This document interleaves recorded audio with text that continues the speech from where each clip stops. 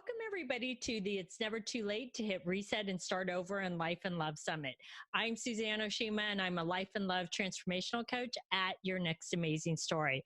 I am beyond thrilled because I have one of my favorite people who I am interviewing today, and that is Dixon, and he's an international transformation coach. And today we're talking about change is inevitable, transformation is a choice. But before we jump into this topic, I would love to tell you a little bit about my friend PJ. PJ is a lifelong motivational speaker and an international transformation coach who focuses on results. Despite his disability, which was expected to take his life by 7, he chose to live and live well. PJ truly lives an extraordinary life, sailing, outdoor skydiving, indoor skydiving, trapezing, ziplining, hiking, mountain climbing, snow skiing, water skiing, aqua jet packing, and the list goes on. He's a former wheelchair athlete, international traveler, amateur watercolorist, founder of 2 nonprofit organizations and 4 disabled sports programs, a published author, 10th degree black belt, martial arts and women's self-defense instructor, and a meditation teacher. Additionally, PJ has been inducted into the National Hall of Fame for people with disabilities and was nominated to carry the Olympic torch through Tucson in 2002. So welcome, PJ. I'm so excited to have you here. Ooh, super glad to be here. Thank you so much. It's always fun to hear my own bio. I'm just like, oh, I've got a pretty cool life. Yeah. So thank you so much for allowing me to be here. It's super exciting because this idea of it's never too late is so important for everybody because so many people want to throw up these excuses and say why they can't do what they want, why they can't have what they want. And that's not the way I was raised. That's not the way that I live. And so I want to be able to help people today really look at themselves and go, what is actually really, truly holding me back? How am I really getting in my own way? So I'm super excited to be here. Thank you for the invitation. Oh, well, you're welcome. Well, you're truly a role model for this exact topic. But before we jump into it, I would love for you to tell the ladies how you became this international transformation coach. Short story. Okay. I've been speaking since I was 7 years old. And a friend of mine called me when, I don't know, 5 years ago ish, 5 or 6 years ago. And he said, hey, I'm going to go out to San Diego. Do you want to go with me? And I'm going to go to this event, this conference where this guy named Nick Sunsworth is going to, going to be putting on an event. And, you want to go, it's sort of motivational speaking, business startup kind of thing. And I was like, sure, no problem. And I was debt free, and I was like, okay, this is great. I'm debt free. I'm not going to spend any money. I'm just going to go and enjoy the event and meet some cool people. And I get there, and Nick stands on stage, and he says at the very end, he says, do you want to be where you are right now and a year from now? And I said to myself, I don't. And immediately I was hooked. And so I signed up to train with Nick. And then Nick sat me down on the very first time that we met. And we met for like 4.5 hours. And he said, he basically said, can you help women learn to love themselves? Or not learn to love themselves? Can you help women get engaged? And I was like, yeah, of course, because that's what entrepreneurs do. They say yes, and then they figure it out, right? But I've spent a great deal of time like helping friends get connected and working through relationships and stuff like that. So I knew that I already had that skill. So I said, yes, absolutely. But what happened was in the process of that over the past, I don't know, maybe 2 or 3 years, what happened was I woke up one morning in a dream, and I was like really deep in this dream, and I heard it sounded in the dream like somebody had kicked in my bedroom door.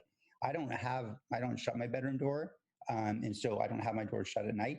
But in my mind, in my dream, it sounded like somebody kicked in the bedroom door, and I woke up. And as I woke up, I literally rolled out of bed and sat up on the floor, but I wasn't seeing through my own eyes. I was still seeing the dream. And in the dream, I was holding a tomahawk in my right hand. And I train in martial arts. I've trained in martial arts for a lot of years. And I don't like violence, but I had this tomahawk in my right hand and I was ready to go to war. Immediately, I felt like somebody was already trying to attack me. And so I had this, this weapon in my hand. And again, I'm not seeing through my own eyes yet. I'm still asleep. right? But my eyes are open because I'm starting to see two worlds at the same time. And as I'm holding the tomahawk in my hand, I saw a woman standing in front of me with this sort of cord tied around her and through her, and this big knot on the back, like holding her in place so she couldn't move forward. And I saw myself cut that knot off. And like whoever kicked in the door, that person wasn't there anymore, but that was the feeling of going to war. And so I cut that knot off the back of her, and immediately this cord that was holding her fell to the ground and she was free. And I woke up, and that's when all of a sudden I saw the three walls in my room and one back wall that's all glass. All of a sudden, like my eyes started to come back to the present, and I was like, oh, I was dreaming. But there was such a feeling inside of me that immediately I was like, oh, I need to be teaching people how to transform, to cut away the limiting beliefs that they're carrying so that they can move freely in the direction that they want. Literally that exact same day, I jumped on my camera and I did a Facebook Live, and I said, hey, beautiful people, I just had this crazy dream, and I am being called to be a transformation coach. This is what's calling me. So if anybody wants to jump into a transformational program with me, here's what I'm going to do. I don't know what I'm teaching yet, but if you trust me enough, let's do it. I had 13 people sign up, I think, that day. And oh my so, God. yeah, so it came from a spiritual dream, to me, a spiritual dream that spoke to me in such power and with such force that said, you need to go to war, not against anyone, but for everyone. Awesome. Awesome.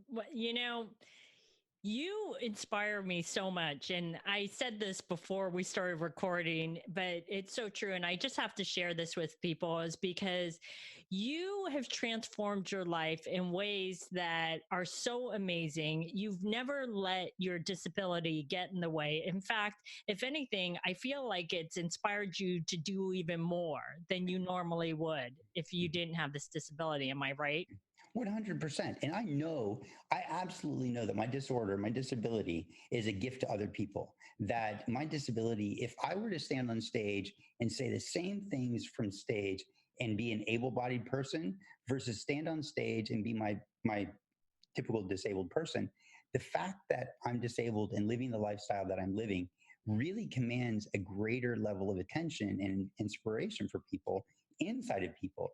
And so my disability is a total gift to myself, but also to other people.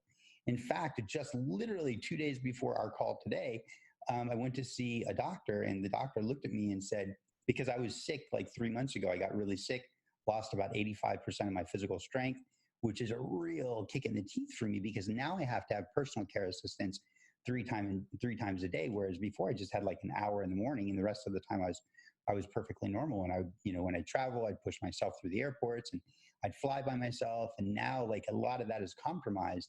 So, my lifestyle has changed to some degree, but I'm not letting it limit me. I'm still flying, even though, that's a little rough on my lungs, even though I can't push myself across the seats very well. I can't push myself through the airports very well. I don't care. I can't let it stop me. So I sit in front of this doctor 2 days ago, and she says, because my lung capacity is down to 47%, but I've got 97% oxygen, so I'm good. So 47%, she says, people with your condition, die from pneumonia. And she said, you will die. She literally a foot and a half away from my face said, you will die from pneumonia. And in my head, I thought, no, I won't. You're talking to the wrong person. And she said it again. She looked me right in the eyes and she said, you will die from pneumonia. And I said, you're scaring the crap out of me, doc.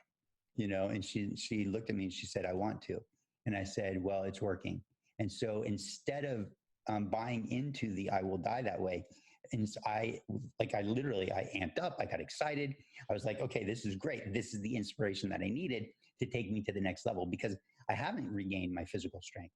I've regained maybe 10%, maybe 15%, but I'm not nearly what I was physically, but I'm not stopping. Like, we still get to live, right? That's the juicy deliciousness of it. We always have a choice.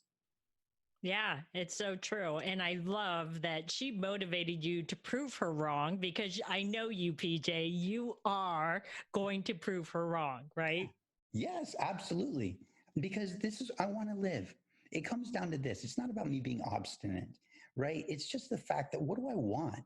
And this is this idea of it's never too late, right? What do you really want? If you're living in a state where you don't feel like you're happy, you're like, oh, life is just a humdrum. It's just kind of dull. It's the same thing every day. I'm not really doing what I want to do, but I don't really know what I want to do. That's the problem, right? When we start to get so numb that we don't even know what we want to do, therein lies the real rub. That's the real problem. That's the real crux. So instead, if we are able to say, well, what would I rather be doing right now instead of what I'm doing? Right? Or what would I like to do this weekend that's different than what I normally do? Or what would I like to do on a Tuesday or Wednesday or Thursday night that's different than what I normally do? What kind of events are out there? What kind of people can I meet? What kind of activities can I go and do? What can I do over the weekend?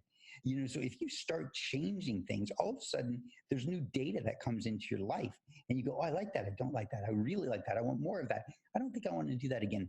This extra data gives you the ability to choose. The entire universe is built on contrast, this or that. We can't have up without down, in without out, light without dark.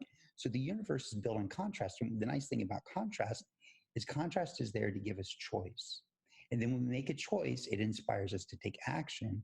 The action leads to an experience. The experience then leads to an assessment. I liked it. I didn't like it. I want more of it. I don't ever want it again. And in that moment, we have choice again. So every moment we're in a state of choice. And so if you're ever feeling like, I don't like how I'm feeling right now, how would you rather feel? I literally ask myself, how would I rather feel? And my mind will often say happy, joyful, and loving. And I'm like, okay. And then I just shift. In fact, I just let it shift. I woke up, I don't know, let's say 4 months ago, 6 months ago, 8 months ago, something. And I woke up and I felt lonely. And I haven't felt lonely in years. And I was like, why do I feel lonely? And I was like, that's weird. And before I even rolled out of bed, I asked myself, do I want to feel lonely? And my mind said, no, I don't want to feel lonely. I want to feel happy, joyful, and love. And I was like, okay. And I shifted. Then I got in the shower, was taking a shower, shaving, doing whatever. And then all of a sudden, the loneliness came back. And I said, okay, do I want to feel lonely? Or do I want to feel something different? And again, no, I want to feel happy, joyful, and loving. And I was like, okay. And I shifted. Now, listen, had it come back a third time, which it didn't, right? I just stayed in that happy, joyful place. Had it come back a third time, I would have sat down and said, okay, let's look at this. What is it that you're trying to tell me? Because the loneliness was probably associated with some kind of dream that I had that I didn't wake up remembering. And then when it came back, the brain, the unconscious brain, was probably still making an effort to process that. Was still making an effort to process that. And so when it didn't come back a third time, it didn't leave me anything necessarily to process. Had it come back a third time, and I'd shifted the first and I'd shifted the second successfully, had it come back a third time, then I would have stopped and said, okay, let's process this a little more consciously. What's going on right now? What do I need in my life that I'm not getting? Because that loneliness is just like a craving for food. There's a particular nutrient in a carrot that if you're like, I really feel like I need to eat a carrot. Okay, there's a nutrient in the carrot that your body knows and has identified it gets from carrots. And so it's just saying, I need that. So loneliness is just saying, there's something inside of my life that I need right now. What am I not getting? What is that nutrient that I'm not getting? And where do I get it? Right, right. So, PJ, what is the, because it's interesting because last year I went through my own transformation process, which was amazing. I know. But it wasn't easy. Let's just be very clear about that when you go through a major transformation. But I would love for you to share with the ladies what is the difference between change and transformation? Because there's a big difference. Right. So change is inevitable. You are going to change everything in the universe. The only thing constant in the universe is change. Nothing remains the same. Right. So everything is going to change. And change usually comes from a space of reaction. Okay. Something bumps into something else. And so there's a change.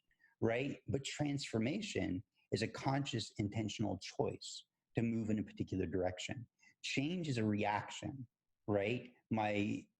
I'm changing because I'm aging. I'm changing because of the food that I ate this morning. I'm changing because of the conversation that I had. All of that is external stimulus, right? Versus internally saying, oh, you know what? I want that. I want to become that. I want to go there. I want to experience this. That's an internal expression. So change is an outward influence that then creates an internal reaction. And to me, a reaction is a slave action. Okay. You don't have a choice. But a transformation means I go, okay, where am I internally and what do I want? What am I not getting? Oh, okay, I'm not getting this. I want that. I want that. I want that. To say I want something implies choice. Choice equals freedom. When I have choice, I have freedom. And so that's the difference. Change is inevitable, but transformation is a choice. Okay, so that being said, if a woman says, okay, I want to transform my love life and I want to find love again in midlife, but I don't know what to do, Mm-hmm. and I feel like I'm doing everything, but it's not working, what would you say to her? I would first of all say that usually the obstacle is I've tried everything. Okay. Because what she's done is I'm drawing with my nose in case you don't know, right? She's put herself inside of a block. I've done everything here, here, here, and here, right? And so there's nothing outside of that I can do. I don't know what else to do. So she's simply just saying, I don't know what else to do. So if she can go, okay, I don't know what else to do, so let me become curious. Let me become creative. So immediately, once she becomes curious and creative, these four walls that she's put up around herself, or this box that she's put herself inside of, um, all of a sudden the walls start to melt away through curiosity. Curiosity allows the lady to walk through the walls and try something new, try something different, right? So one of the things that she might look at that she probably hasn't done is to go, well, what are some of the things that I'm actually really truly interested in, and how do I go out and make some more friends that are also interested in this kind of thing? Because most of the time when women say something like, not just women, men are subject to the same, I've tried everything, I don't know what else to do, what they mean is that they've gone online and they've asked their friend, they've gone online and placed profiles, on different dating sites, and they've talked to their friends and said, do you know anybody that I can date? And they've maybe tried to pick up their flirting game a little, and maybe they've gone to meetup group once or twice. But what they haven't done is they haven't become curious about what they really love in their life and what they really want, and gone out and expanded their life. So instead of showing up in a limited capacity, hoping that someone will come and nurture and fulfill your life and expand your life and bring more juicy deliciousness into it, expand out beyond yourself and go, hey, where am I right now? What are the walls that I put up? Okay, what could I do? What else could I do? And expand out beyond the parameters that you've already set for yourself. And as you expand out and beyond those parameters, you actually dedicate and commit to learning like something new, to experiencing something new, to making some new friends. So you don't just go and experience something one and done and leave, right? I always suggest to my clients, let's do it 3 times. And if you don't like it, you don't ever have to go back, but let's try it 3 times. Because if you're going to, a talk on something scientific because you like science, right? And you go and it's something that they do once a month, and you go once, maybe the person that you're going to meet isn't there that time. Maybe they're there the second time, but you don't talk to them. Maybe they're there the third time also, and you start to talk to them. Or maybe the third time you're like, oh, this is great. I actually, making some friends, and those friends then invite you to meet, to a barbecue, and that barbecue leads to meeting somebody. So instead of looking outside of you to fulfill your life, remember, because that's reaction, that's change. I'm waiting for somebody to enter my life so that my life will change. That's reactionary. Instead, let's be proactive and transform our lives, expand out, and become more. So we're not looking for somebody to fulfill our lives or to fill our lives. Let's go out and fill our lives ourselves. Then we're bigger and more richer and more juicy and delicious. That way, we attract more juicy and delicious people into our lives. People that are higher quality, higher class, have a little bit more money, or are a little funnier, are a little more adventurous, are more well read. So you're like, when you expand and get bigger and more and juicy and delicious, all of a sudden you get bigger and more juicy, delicious people in your life.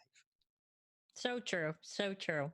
So, what would you say is the biggest obstacle that you run into with clients Mhm. when they really do want to make the transformation, but whatever gets in the way? What is that? They're limiting beliefs. It's always about, I don't know how, or I'm afraid, or I'm getting in my way in some way. And so I make a very clear distinction between you, the conscious you, and it, the unconscious. Okay. And what usually happens is the resistance in those cases, I'm not really talking to the conscious person. I'm not talking to my client. I'm not talking to my friend. I'm talking to their fears that are coming from their fight or flight part of their brain. Right. So in those particular cases, we get to take them back. Like yesterday, I took a guy back through being able to see, his future and what he really wants, and then work his way backwards until all of a sudden he started to come into the resistance. And then when we started, and I was literally working our way backwards. And so when we came into the resistance, so if I'm talking to the it, if I'm talking to the, not the id, okay, but the it, like the unconscious mind, right? Then I can start to ask them questions or it questions that helps them to reveal what they're really afraid of. And it went back to, he was so afraid that he would hurt somebody's feelings that he wouldn't review his own employees' work because he was afraid he'd have to go back and do it again, because he would never ask them to, hey, can you clean this up and change the quality of this just a little bit?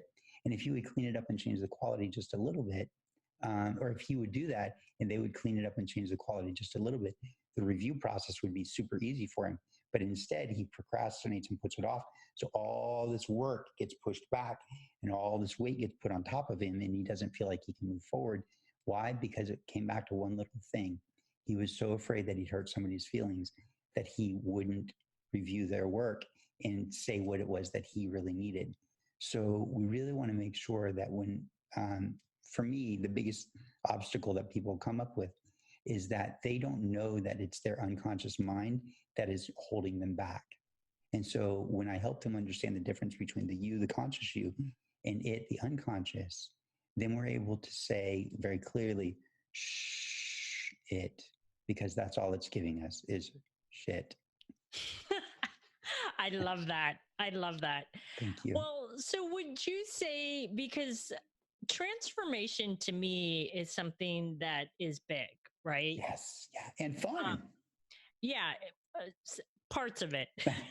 as you're going through the process, it could be scary, and then you're like, you come out on the other side and you're like, oh, this is amazing, and then you go through another part and you're like, oh my god, this is scary. But would you say that if someone wants to transform their life, that can they do it on their own, or do they really need a coach to help them through the process? Look, everybody can do things on their own, but it takes a very specific kind of personality for you to be able to do it on your own. Because when things get tough, the natural reaction is for the unconscious mind to pull you back and say, that's too much. Let's pull back and not do that. Let's not expend that level of energy, because the unconscious mind's job, one part of the unconscious mind's job is to keep you alive. The problem is that because most people acquiesce to that, and they don't know that they're acquiescing to that, they don't have the personal motivation or drive to drive them forward, to look at the daily contrast, to say, gosh, you know what? I didn't do that. Why didn't I do that? What was I feeling? What did I choose? Why did I choose that? Most people don't assess and analyze. They instead judge. So if you take the time to be able to assess and analyze yourself and go, okay, what worked? What didn't work? Why did that work? Why didn't that work? What do I want to do? Like right now, how can I shift right now in the moment, right now in the moment? So, but because most people won't access or utilize that energy because they're not used to doing that, they're not used to thinking consciously on their own. And that's a muscle, and that muscle is atrophied and weakened, much like my physical body right now. Because it's atrophied and weakened, they won't continue to press it forward. They won't continue to drive forward in direct opposition to that unconscious mind holding them back and trying to conserve the energy because it needs that energy to survive. So most people, I would say, actually can benefit from coaching, because it's the coach that's able to see the blind spots, and it's the coach that's able to challenge them, and it's the coach that's able to guide them and direct them, and it's the coach that's able to say, are you sure you want to do that? Because here's where it could end up. What if we did this instead? It's the coach that can create accountability, right? We need each other. We're interdependent. Can you be independent? Sure, but it's certainly a whole lot harder and takes a significantly larger amount of energy. So you get to ask yourself, do I have the energy to do it on my own? And if you're here in this space hoping that it's not really too late to change your life, then I would say you probably don't know how to access that energy internally. And it would be really beneficial to have a coach to support you and get you moving. I mean, look Right, at right. LeBron James, look at Michael Jordan. They all have coaches. They're some of the stars in the, biggest stars in the world. Tony Robbins has a coach. Anthony Hopkins has like 5 coaches, you Yeah. know. And you and I have both worked with coaches. I have like 3 coaches right now. Yeah. And I would never work with a coach that hasn't worked with the coach, right? Yeah, right, right. Absolutely. Yeah, So, because we're all growing. We all have blind spots. We're interdependent. We are one symbiotic species. As I grow, you grow. As I yeah. move, you move. And we all touch each other's lives. Amen, sister. I love it. That's the juicy delicious, right? Touching each other's lives emotionally and like hugging each other, holding each other's hands, looking each other in the eyes, laughing with each other, squeezing each other, just loving each other from afar, laughing with each other, greeting each other and shaking people's hands. This is the juiciness. Like, let's connect. Even if you're an introvert, there's still likely people in your life that you trust and feel connected to. And even if not, there's like this connection that you have with probably the books that you're reading. You just lose yourself in the fantasy in the world. So it's still a mind expanding for you. It's still realizing that there's so much out here in the universe, so much out here. The universe is infinite. Anything that you need or want is available. It's just a matter of whether or not you're willing to put forth the energy or have a team, coaches, friends, mastermind, whatever it is, a team to drive you forward in the direction you say you really want to go. Yeah. And it's about taking that first step, right? Yeah. Because what I find, PJ, is, and I'm sure you've seen this before too, is sometimes people, even though they say they want to transform their lives, is that sometimes you will find that they like to stay stuck in their comfort zone, even though it's miserable, Yeah. right? Whether that's miserable from a really hard breakup, is they're more comfortable in that, even though they keep saying, I really want to find love and transform my life and really have that lasting, loving relationship. Yet they're so afraid to step outside that comfort zone because that's what they know. So, what would you say to that person that is so living in fear that it's so hard for them to take that first step outside of that misery and that comfort zone to help them transform their lives? So I think what's really important is we look at this idea of I am standing in my own way. Hmm. Okay. And then let's transform the language a little bit to say, my fear is standing in my way. And then let's ask the question, what am I actually afraid of? Right? And sometimes before we say, what am I really afraid of? We need to step back and say, what do I want that's different? Do I like where I am right now? And if I don't like where I am right now, the very next step is, well, where would I rather be? What would I rather be doing? And then when we listen to that, we go, okay, what is my first small, easy step? Sometimes if it's somebody wants to live in another country, maybe the easiest step is to simply get on the internet or go to the library and get a book that's about that, or go on Google and start looking at pictures of an area that you'd love to live in, or go on YouTube and type in, walking through such and such a park in Kyoto, and see if there's anybody that's done a video of that. So you can transform yourself out of where you currently are and into that space and be like, oh, yeah, that's what I really want. So it's the moment that you say, yes, that's what I really want. That's the moment that we need to work with. That's the foundation we need to work from. And then the realization that there's going to be resistance and pushback from the unconscious mind that says, yes, but we don't know what that looks like. Yes, but that's scary. Yes, but what if this happens? Yes, but, yes, but, yes, but. And so the realization that most people don't have is that part of your mind is going to push back. In those moments, you get to smile at it and simply say, I know we're scared, but let's step forward and take the next step. Or let me address that. What are my fears? Let me write them down and let me look at them. How can I get past those? So the number one step really is identifying that there's going to be resistance in your mind, in your own body, in your own being when you say what you really want. And eventually you might realize maybe that came from your mom or your dad or an old teacher or a former boss or a former romantic partner, whatever it is, we can get through that. But the realization that there's going to be resistance and that resistance is not you, right? And so when you realize, oh, that's not me. That's the fear inside of me. Okay, so that means that I do have the freedom to go. The problem is people associate with the fear, right? Mm-hmm. I don't know how to do that. And the anxiety and the panic attacks, they associate with that instead of going, oh, let me step back and look at that and analyze that and go, oh, that's interesting. I'm panicking. Oh, that's interesting. There's anxiety that I'm feeling. Huh.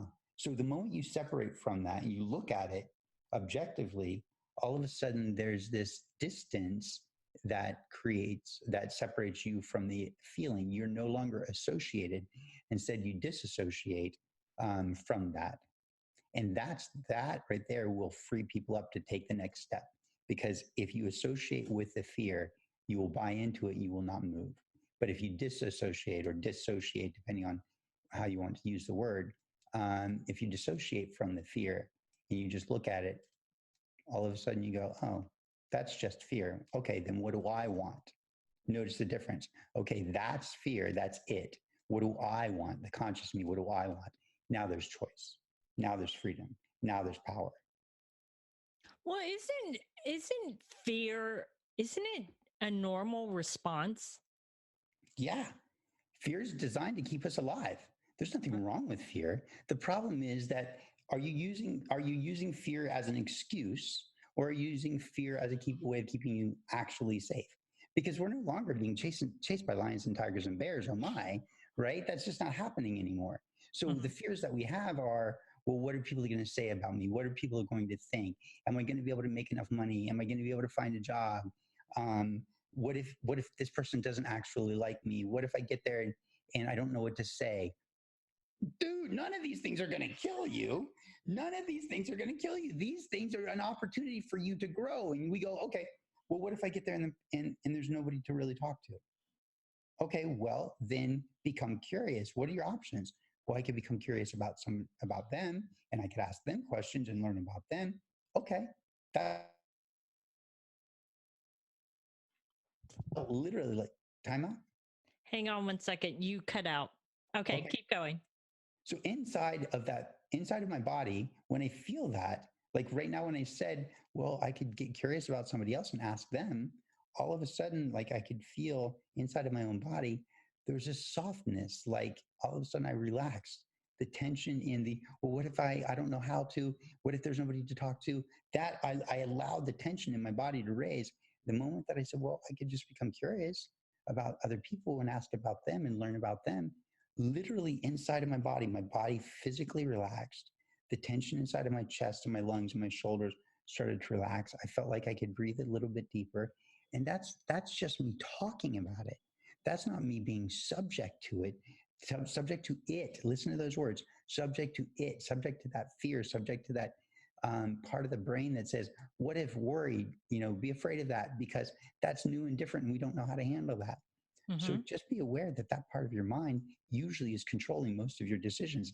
95% of your cognitive behavior is unconscious. 95% is unconscious, but that means 5% is there. 5%, all I need is 5%. Right. 5%, and we can make it. All of a sudden, I get to be aware. I get to make choices and go, well, is that me or is that it? No, that's it. That's the fear. It's trying to tell me. It's trying to tell me. It is trying to tell me, the conscious me. Okay, well, then what do I want? Then make a choice. This is what I want, right? It's the awareness of separation. But fear has value, right? A woman's intuition, I just don't like him. It just feels bad. Pay attention to that. But if Yeah. you're by yourself and it's a fear like, should I go on this trip with friends? Should I go to this party and meet somebody? You can ask yourself, okay, what am I really afraid of? Let's sit and analyze it for a minute. Let's have a conversation with ourselves, right? And literally just sit down and say, and do it out loud. What am I afraid of? Well, I'm afraid that people won't like me. Or, what if I go there and there's some creepy guy there? And what if, this is going on? Notice that I've given myself almost three different things to be worried about. So immediately I have already stepped past resolving the first issue. Well, what if there's nobody to talk to? Okay, well, before we go on with the next fear, what if there is nobody to talk to? Well, I could become curious about other people. Okay, do I have to stay? No, I don't have to stay.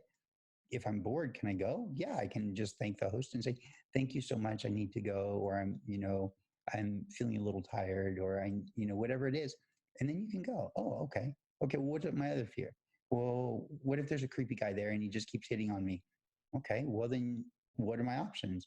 Can I leave? Yeah, but I don't. What if he follows me out to the car? Well, then I can have somebody walk me to the car. Well, also, what about, I could just go and talk to some other people and spend time with them and make sure that I'm never alone with that person.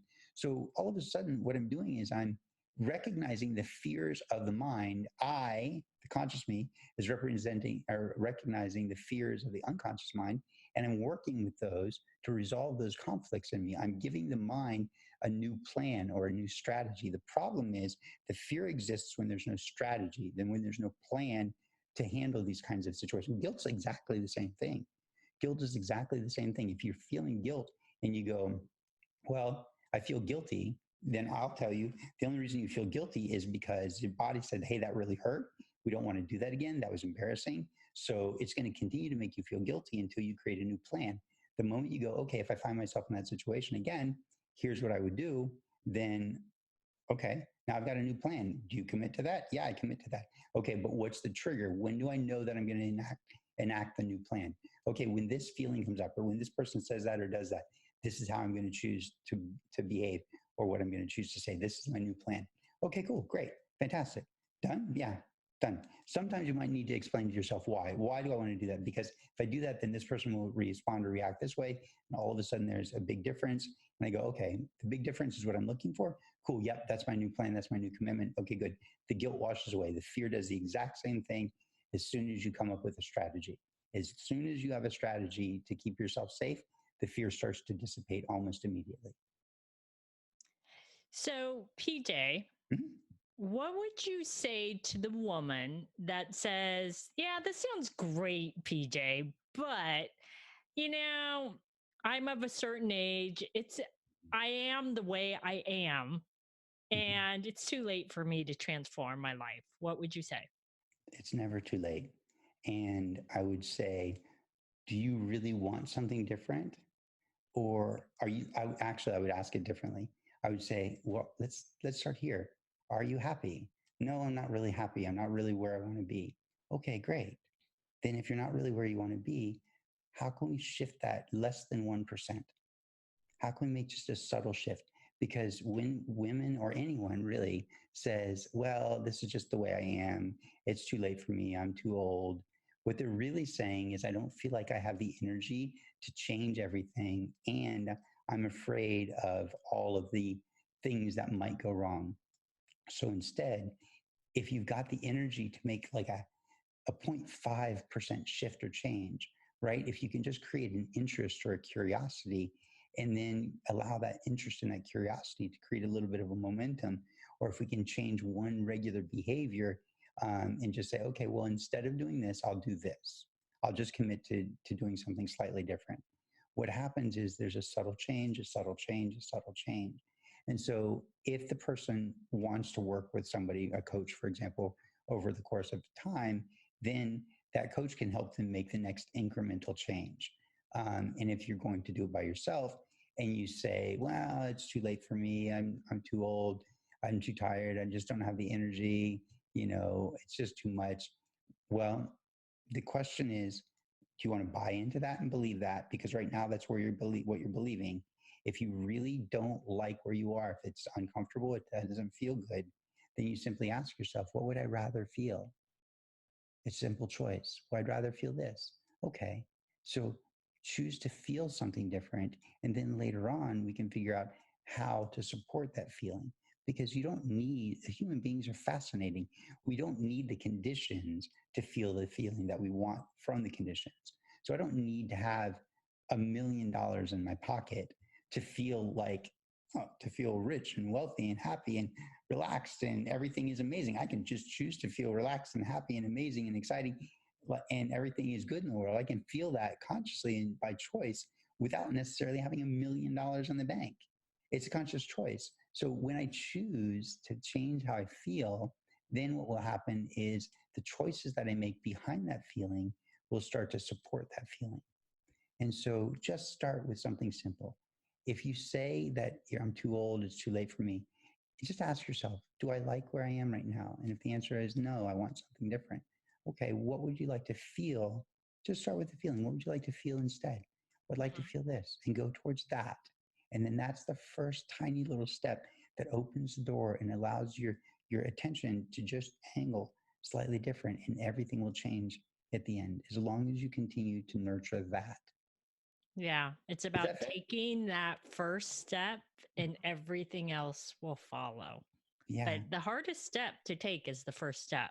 So, Right, but that's why I break it down to something super small, which is just yeah. the question: do I like how I'm feeling right now? No, I don't like how I'm feeling right now. Okay, if I don't like how I'm feeling right now, I am I am literally at the reaction and the mercy of whatever my unconscious mind is creating, and Mhm. whatever the outside circumstances are. So the transformation becomes: how would I rather feel? Would rather Yeah. feel like this. How do you make that shift? If you have ever read Man's Search for Meaning by Viktor Frankl, he Mhm. talks about how he changed his thinking, and how the people that were in the concentration camps had to shift their thinking to be able to survive. Even though they were experiencing horrific things, they still were able to choose how they wanted to feel. Right. That's really Right. important. It is. It is. Well, this has been amazing as always, PJ. So I know you have a free gift for the ladies. So can you tell them about it? Sure, absolutely. I'm just simply calling it "It's Not Too Late." Okay, because this is what your thing is, and I've created it literally for these ladies. It's three simple videos that take you through three steps of identifying what it is that you want and what the resistance is, how to get past the resistance, and then how to sustain the new choices that you've got. Okay, it's something very, very simple. So it'll be at pjswisdom.com/not too late. Awesome. So, ladies, if you'd like to get PJ's free gift, you can click right here on the page and go and get that free gift. So, thank you so much, PJ, again, for such an amazing interview. Thank you so much. I love you guys. Bye.